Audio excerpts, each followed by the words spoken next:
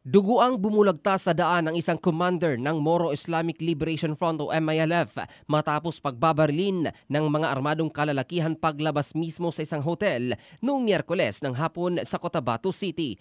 Ang biktima ay dead on the spot. Kinilalang si MILF Commander Abdul Rahman Kasid at dating municipal councilor sa bayan ng Mamasapano sa Maguindanao del Sur.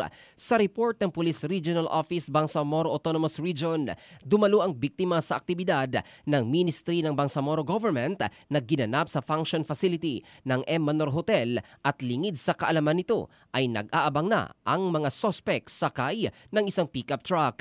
Paglabas ni Kasid sa hotel ay pinaulanan ito ng bala dahilan para magtamo ng mga tama sa iba't ibang parte ng katawan na naging sanhi ng agar nitong kamatayan.